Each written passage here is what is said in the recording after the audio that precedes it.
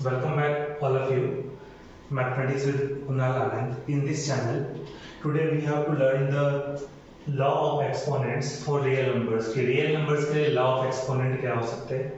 ये जो आज हम इंट्रो देखने जा रहे हैं एंटिटीज का क्वेश्चन के न्यूमेरिकल का एग्जांपल, वो जो होगा आपके एक्सरसाइज 1.6 पे बेस्ड होगा, जो चैप्टर आपका 1 है क्लास 9 का, जो रियल नंबर्स के लिए है। ठीक है, तो देखते हैं कुछ लॉज, जो इंपॉर्टेंट लॉज हम कैसे यूज करते हैं मैथमेटिक्स में।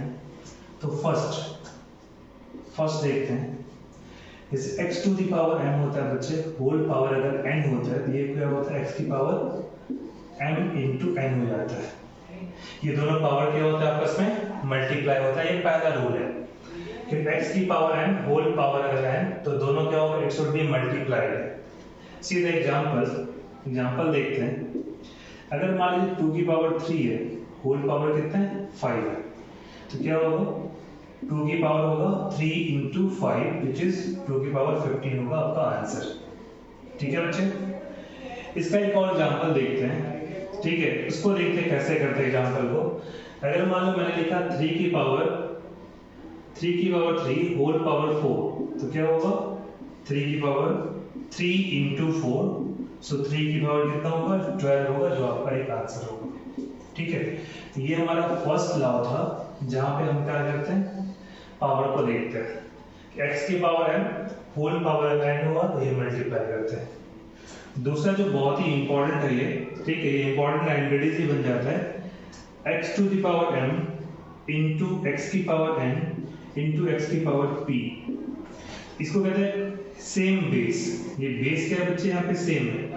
सेम बेस अगर होता है तो क्या होगा, power should be added. x की पावर क्या हो जाएगी m plus n plus p हो जाएगी, राइट। ये कब अप्लाई करते हैं, जब हमारा बेस सेम होगा। जैसे क्या, फॉर एग्जांपल देख सकते हैं यहाँ पे, अगर मैं लिखता हूं 2 की पावर 3 इंटू 2 की पावर 2 इंटू 2 की पावर 4, तो ये जो है क्या है, सेम बेस है। ठीक है बच्चे, ये यहाँ पे बेस क्या है, सेम है, तो क्या लिखेंगे हम यहाँ पे, सेम बेस हो गया, पावर शुड बी एडेड। तो 2 की पावर कितनी हो जाएगी 3 प्लस 2 प्लस 4, तो 2 की पावर कितनी हो जाएगी 4 प्लस 2 6 और 3 9 हो जाएगी, ये हमारा आंसर होगा। तो when base are same power should be added, 4 plus 2 6 plus 3 9। Okay, एक और एग्जांपल देखते हैं।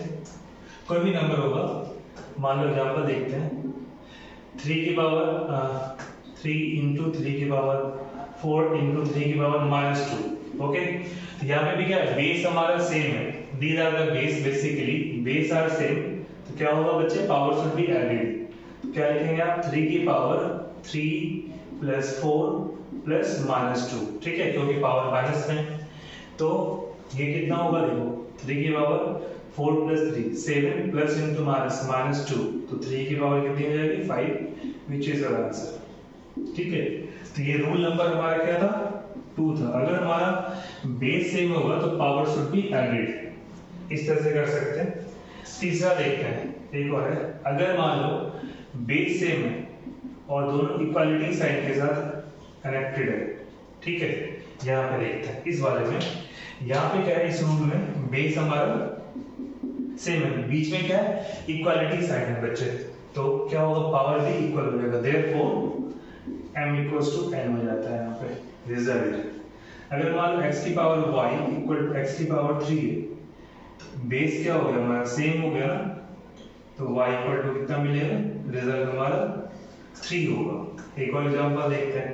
अगर मान लो x की पावर -t है इक्वल टू x की पावर -7 है, तो बेस हमारा क्या है यहाँ पे सेम है और सेपरेटेड विद इक्वालिटी साइन, तो क्या होगा -t इक्वल्स टू -7 होगा, will cancel, t equal to कितना होगा 7 होगा। ये वेरिएबल पे डिपेंड नहीं करता, ये डिपेंड करता है कि हमारा बेस कैसा है। अगर इक्वल बेस होगा तो हम इस तरीके से ऑपरेट कर सकते हैं। तो इसी में देखते हैं कुछ और भी आइडेंटिटीज हम उसे कैसे अप्लाई करते हैं। ये क्या होता है, लॉ ऑफ एक्सपोनेंट। एक्सपोनेंट का मतलब होता है power, variable to the power. Identities number 4 है, इसे देखते हैं। जैसे कि समथिंग अपॉन 0 ये 1 हो जाता है, मतलब क्या, वैल्यू, फ्रैक्शन की पावर, कुछ भी हो सकता है यहाँ पे। तो ये हमारा क्या होगा, रिजल्ट 1 होगा। फॉर एग्जाम्पल अगर मैं 4 की पावर 0 लिखता हूँ तो ये भी 1 होगा, जैसे 3 की पावर 0 ये भी 1 होगा, किसी वेरिएबल की पावर भी 0 होगा तो ये 1 होगा। 7/3 होल पावर अगर 0 है तो रिजल्ट कितना होगा, 1 होगा। तो बेसिकली समथिंग अपॉन 0, ठीक है। Values upon real numbers, fraction upon power में क्या होगा, 0 होगा, इट शुड बी 1 होगा। एग्जांपल देखते हैं एक और, जैसे मान लो 2 की पावर 0 प्लस 3 की पावर 0 प्लस 9 की पावर 0, तो ये भी 1 होगा बच्चों, ये भी 1 होगा और ये भी 1 होगा। तो क्या मिलेगा, 1 + 1 + 1, ये 3 आपका आंसर होगा।